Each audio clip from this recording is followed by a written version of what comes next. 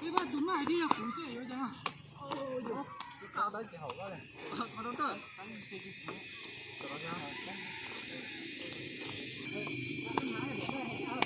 六好了。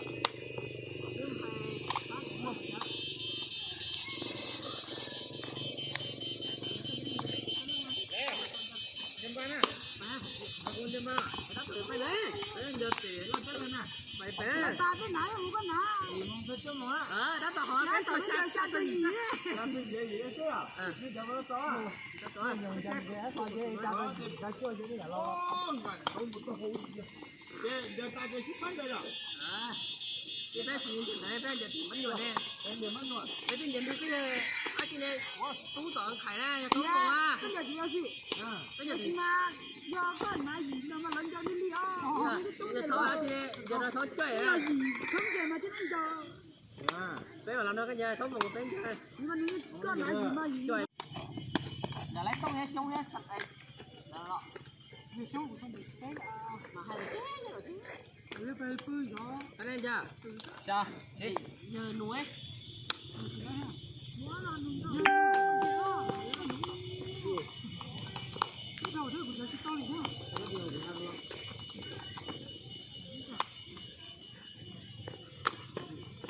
Làm à?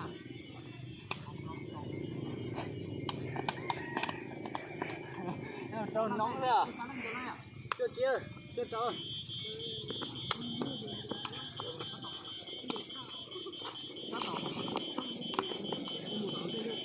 Còn nữa.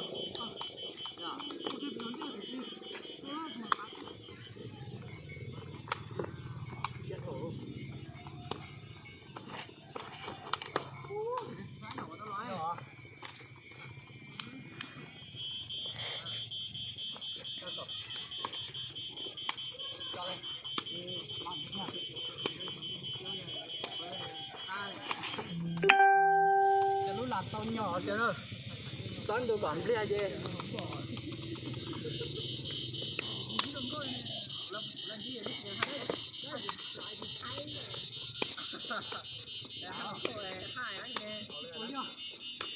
Có tuần rồi, có muốn chiêu này, có muốn là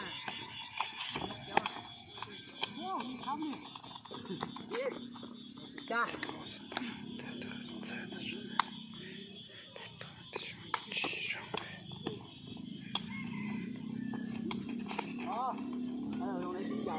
có sẽ mà xem có bạn chơi này nhá. Chuẩn nhau nơi cho lại à? Ta chỉ cho nhìn gà. Chứ đừng có đụng thế là anh nó từ từ luôn. Đó kia là ăn là tét cái này cái Đó thì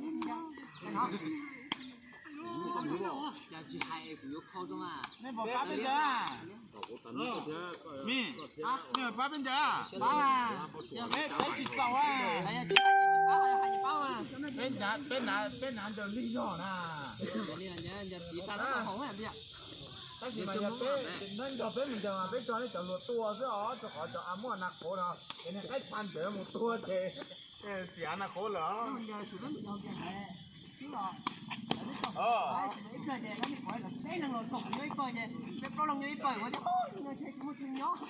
Ôi nhô.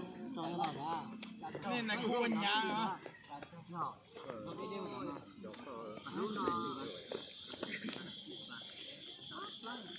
Đúng là bông à, nhớ lần đó, cứ má bà chòi, lần mà một thâu quá, Rất hay à?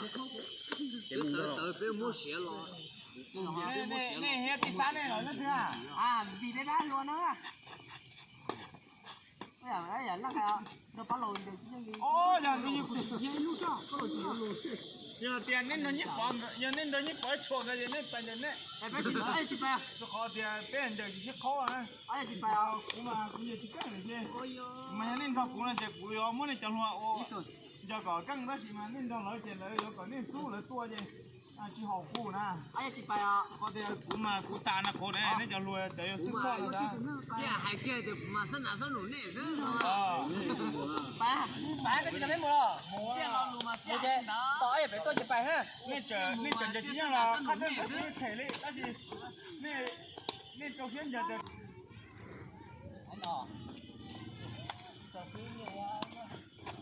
tẩu kìa nói chuyện thắm nữa cho nó thắm tự nhiên đi ra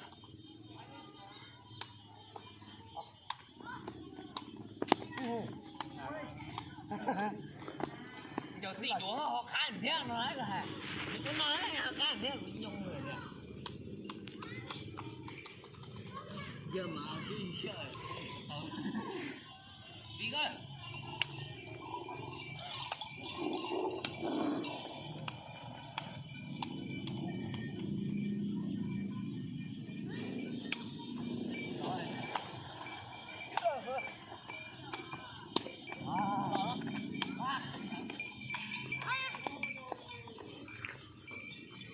đang chờ đợi đây tôi dùng được đó này đi chỗ của đi đây ui chỗ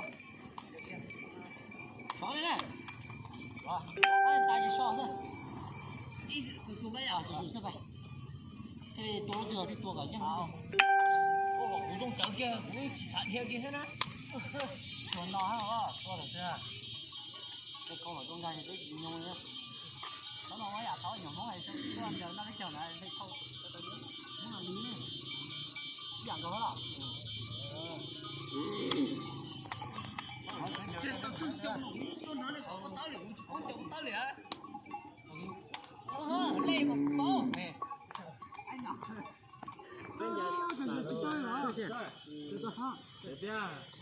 anh giờ nó bắt chưa anh nó mày mê là bắt giờ nó mày lỡ giờ là gì nữa cái là cái mình cái đã xin ít thôi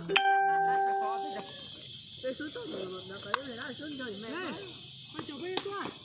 số hoa đẹp trời chừng chừng không đây chỉ cả ha đây chỉ một hạt cải thôi à có các bạn phải nó có cũng bên nó chơi đó được tiền mình tao thấy ra thì có con nha lướt lên là cái tên đó nên bắt tao à là chỉ tao nó nên chỉ tôi nó mấy bạn nó nên chỉ tôi cũng nên trời nhá chỉ tao ha chế này cái gì đó đây mua là cái lọ nó có này cho nên giờ nó đi bán đấy nè tôi chỉ cái này là cái nhà đấy cái đây ít sẽ cái chỗ chưa thì kín chỗ rồi đúng rồi ăn có một thì bên cà rốt nó sẽ bán khải đấy ra nó nắn bán rồi chiều ta ly ha Giờ tổ tiên nhắc chả mà đi.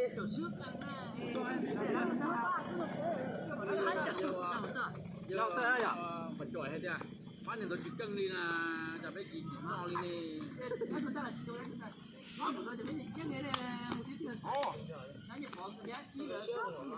có chúng ta thế nhưng còn cái tua chứ.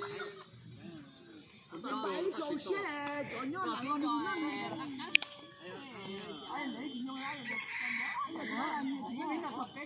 ô sao hay mà sao không đào ra còn ngon hơn cơ đó nhở đến đây chơi nhiều, tiền nhiều, tiền Phun đâu mà.